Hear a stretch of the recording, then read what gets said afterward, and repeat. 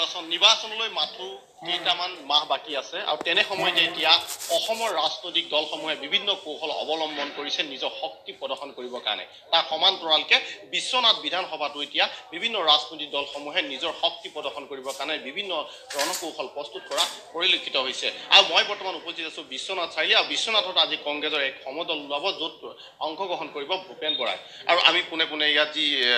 সমদলৰ স্থান আছে সেই সমদলৰ স্থান দেখুওৱা বিচাৰিছোঁ আৰু এটা কথা ক'ব লাগিব যে অসম চৰকাৰে যিহেতু যোৱাকালি কেবিনেটত এক সিদ্ধান্ত গ্ৰহণ কৰিছিলে কেবিনেটত যি সিদ্ধান্ত গ্ৰহণ কৰি ইতিমধ্যে চাহ শ্ৰমিকসকলৰ দীৰ্ঘদিনীয়া যি সমস্যা আছিলে এই সমস্যাক লৈ বিভিন্ন সময়ত প্ৰতিবাদ সাব্যস্ত কৰি আছিলে চাহ জনগোষ্ঠী সংগঠনসমূহে আৰু তেওঁলোকৰ যি দাবী আছিল সেই দাবী তেওঁলোকে যি পূৰণ হোৱা নাছিলে আৰু আমাৰ লগত আছে কংগ্ৰেছৰ মুখপাত্ৰ ডক্টৰ সঞ্জু বৰুৱা আমি সঞ্জু বৰুৱাৰ পৰা আমি পোনে পোনে জানিব বিচাৰিম যে যিহেতু আমি এটা কথা জানিব বিচাৰোঁ যিহেতু দীৰ্ঘদিন ধৰি চাহ শ্ৰমিকসকলে তেওঁলোকৰ দৈনিক মজুৰি বৃদ্ধিৰ বাবে প্ৰতিবাদ সাব্যস্ত কৰি আছিল আৰু তাৰ সমান্তৰালকৈ কংগ্ৰেছ দলেও চাহ শ্ৰমিকসকলৰ পক্ষত তেওঁলোকৰ যি প্ৰাপ্য মজুৰি দাবীত প্ৰতিবাদ কৰি আহিছিলে আৰু তেনে সময়তে যোৱাকালি কেবিনেটৰ সিদ্ধান্ত লৈ আৰু ইতিমধ্যে তেওঁলোকৰ মূল্য বৃদ্ধি কৰা সিদ্ধান্ত গ্ৰহণ কৰিছে এইটো ক্ষেত্ৰত আপোনাৰ মতামত কি এই 5টা বছৰে দেখা নাছিলে মজুৰি বৃদ্ধি কৰিবৰ কাৰণে বিজেপি চৰকাৰে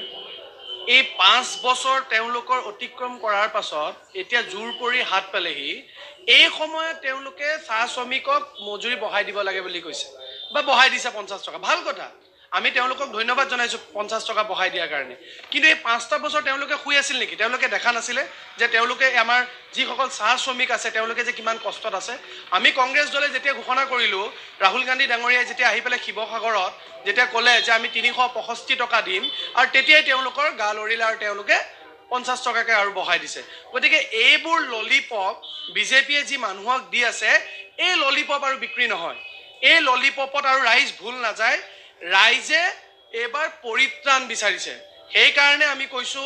জাতি গল মাটি গল ভেটি গল অসম বচাবৰ সময় হল আহক আহক আহক অসম বচাও আহক নহলে এইখন অসমৰ যিবোৰ সম্পদ আছে লাহে লাহে আপোনালোকে দেখাই পাইছে লাহে লাহে সকলোবোৰ সম্পদ কংগ্ৰেছে গঢ়া সম্পদবোৰ বিজেপিয়ে বিক্ৰী কৰিব তেওঁলোকৰ যদি মন আছিল তেওঁলোকে যদি চাহ শ্ৰমিকসকলক ভাল পাইছিল বা ভাল পায় তে তেওঁলোকে 2016 চনত চৰকাৰ কৰাৰ লগে লগে তেওঁলোকে কিয় নকৰিলে তেওঁলোকে মজুৰি বৃদ্ধি কিয় নকৰিলে তেওঁলোকেতো মজুৰি বৃদ্ধি কৰিম বুলি কৈছিলে তেওঁলোকে কিয় নকৰিলে এতিয়া যে আই কোড এণ্ড কণ্ডাক্ট লাগিব আৰু 5 দিন 6 দিন 7 দিন আছে এসপ্তাহ আছে এই কোড এণ্ড কণ্ডাক্ট লগাৰ আগেহে তেওঁলোকে 50 টকাটো কিয় দিলে গতিকে আমাৰ চাহ শ্ৰমিক ভাই বন্ধু আমাৰ আদিবাসী লোকসকলে তেওঁলোকে ভালকে জানে যে বিজেপিয়েটো ললিপপ দিছে আৰু এই ললিপপটোত যে তেওঁলোকে ভুল নাযায় এইটো কথা ভালকে জানে যে এই যদি ভুলটো এতিয়া কৰে 5টা বছৰ তেওঁলোকে আকৌ কষ্টত থাকিব লাগিব গতিকে এই কষ্টৰ পৰা পৰিত্ৰাণ পাবৰ কাৰণে এবাৰ বিজেপিক তেওঁলোকে কোনো কাৰণত ভোট নিদিয়ে বিজেপিক বয়কট কৰিব আৰু কংগ্ৰেছ দলৰ আগতে যেনেকৈ তেওঁলোকে ভোট দিছিল কংগ্ৰেছে হৈছে দুখীয়াৰ হাত কংগ্ৰেছে হৈছে দুখীয়াৰ ভাত গতিকে কংগ্ৰেছক তেওঁলোকে এবাৰ ভোট দিব এইটো কথা নিশ্চিত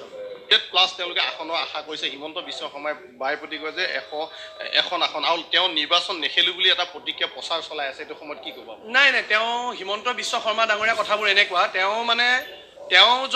তেওঁ কৈছে তেওঁ এখন কাগজ লিখিছে এখন ব্যক্তিগত কথা তথাপি মই কওঁ ডক্টৰ হিমন্ত বিশ্ব শৰ্মা ডাঙৰীয়া নিৰ্বাচনখন নেখেলো বুলি তেওঁ এখন কাগজ লিখিছে আৰু কাগজখনৰ লাষ্টৰ লাইনটোত লিখিছে যদি মোক দলে প্ৰাৰ্থিত্ব দিয়ে য'ত দায়িত্ব দিয়ে যি কৰিবলৈ দিয়ে মই তাকে কৰিম আৰু দলেতো তুমি এটা কেবিনেট মন্ত্ৰী হৈ আছা তোমাকতো দলে টিকট দিবই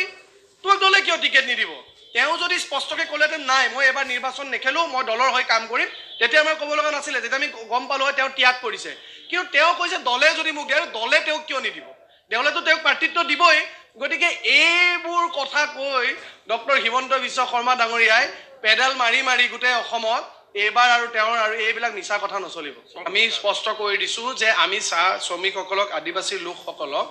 আমি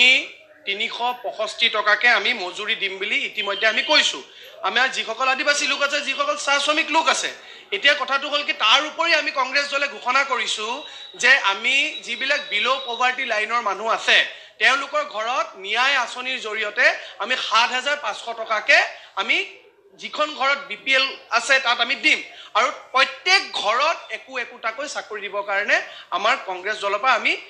দিম বুলি ইতিমধ্যে ঘোষণা কৰিছোঁ তাৰ উপৰি যিসকল মহিলাসকল আছে মহিলাসকলৰ যি গোট আছে এই গোটৰ ঋণসমূহ গোটৰ ঋণসমূহ আমি মাফ কৰি দিম বুলি কৈছোঁ আৰু এইবোৰ আমি চাওক আজি দেশ স্বাধীন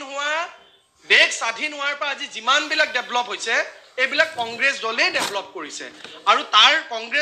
কংগ্ৰেছ নথকা যিবোৰ চৰকাৰ ইয়াত আহিছে দেশতে হওক বা ৰাজ্যসমূহতে হওক তেওঁলোকেও কাম কৰিছে মই নাই কৰা বুলি মই নকওঁ কিন্তু আজি দেশ স্বাধীন কৰা দল হৈছে কংগ্ৰেছ দল আৰু এই কংগ্ৰেছ দলে স্বাধীনতাৰ পিছৰ পৰা এই 2021 চনলৈকে বহুত মই কৈছোঁ নহয় বহুত তেওঁলোকে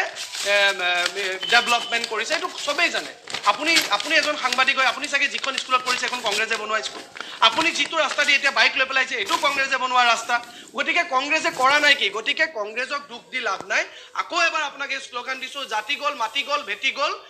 অসম বচাবৰ সময় হ'ল আহক আহক আহক আমি অসম বচাওঁ আহক নিবনুৱা যিহেতু 50,000 তেওঁলোকে নিযুক্তি দিয়া কথা আছিলে কিন্তু দিলেনে সেইটো আপোনালোকে মই ইয়াত কি উত্তৰ দিব লগা আছে 50,000 যদি নিবনুৱা চাকৰি দিলেহেঁতেন আপুনি ইয়াত কেমেৰা পাৰ্চনক মই অনুৰোধ জনাইছোঁ আপোনালোকে কোনোবা চাকৰি পাইছে নেকি ঘৰত আপোনালোকে পাইছে নেকি কোনোবাই চাকৰি পাইছে নেকি আপোনালোকে হা এই 5টা বছৰত আপোনালোকে কোনোবা ইয়াত চাকৰি পাইছে নেকি হা মই কি ক'ব লগা আছে আপুনি ওচৰৰ পাজৰ মানুহক আপুনি সোধক মই উত্তৰ দিব লগা নাই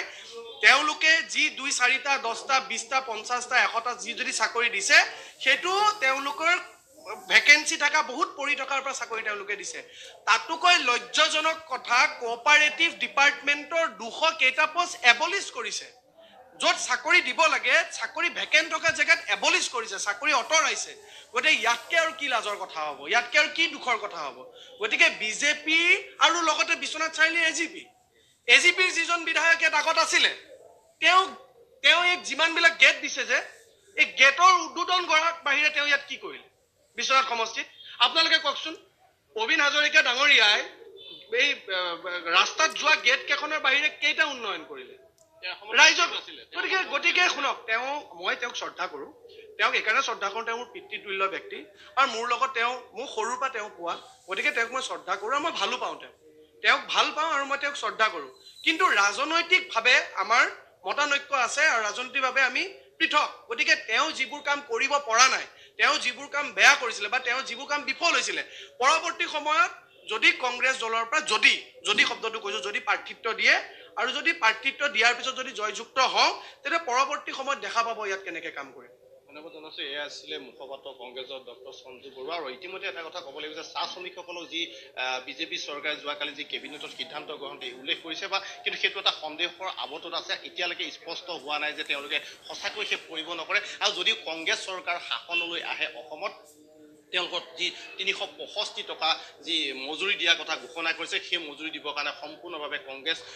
যি চৰকাৰ হ'ব ভৱিষ্যত যদি আহে তেওঁলোক সম্পূৰ্ণ পৰিকল্পনা কৰি ৰাখিছে আৰু সেই মজুৰি তেওঁলোকক চাহ শ্ৰমিকসকলক দিবৰ কাৰণে সম্পূৰ্ণ প্ৰস্তুত আছোঁ বুলি ইতিমধ্যে যি কংগ্ৰেছৰ মুখপাত্ৰ ডক্টৰ সঞ্জু বৰুৱাই আমাৰ ইটিভি ভাৰতৰ সন্মুখত প্ৰকাশ কৰিলে মই বিশ্বনাথৰ পৰা শ্ৰীমন্ত দাস ইটিভি ভাৰত অসম